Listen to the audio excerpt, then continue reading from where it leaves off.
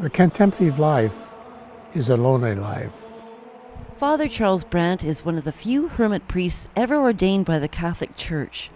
For the past 40 years, a piece of wilderness lining the Oyster River has been his home and place of life's work. One of the great Hindu Catholic missionaries, he says that contemplation is awakening to the presence of God in the human heart and in the universe around us. It's knowledge by love.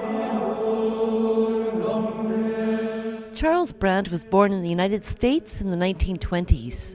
At the age of 13, he began to have inklings of his life's calling. My Aunt Hilda did book reviews for the Kansas City Star, and she did one on Henry David Thoreau one time. And he went to the woods to find out what life was all about, so that when he came to die, he wouldn't have lived in vain.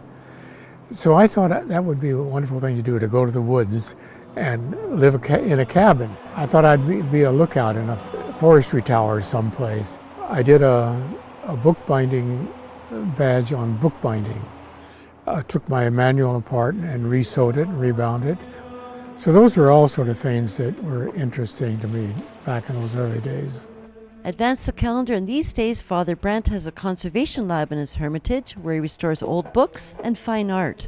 Clients from all over the world seek him out. I have a very large family Bible that goes back to about 1850. It's a beautiful Bible, and it was hand-tooled. So I have to take off the back, and there's a lot of mending to do, and put in new leather in the spine, backbone, and replace the original leather. I have a dry point print, which is an engraving by David Brown Milne, and it was sent to me yesterday by a gallery in Victoria. I have to clean it up, preserve it, remove some of the light damage. The paper has become yellowed, so I will wash it and bleach it slightly.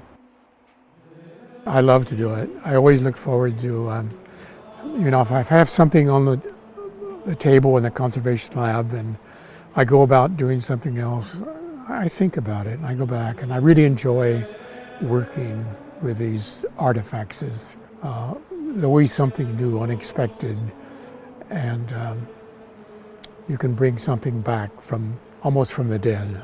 Father Brandt has made conservation his life's work, restoring man's contemplative spirit, written and artistic works, and appreciation of the environment.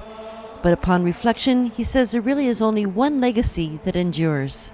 The only thing that lasts is love that you put into the heart of another person. So I think that's what I'd like to be remembered for, is sharing God's love with other people. Books, money, buildings, they disappear.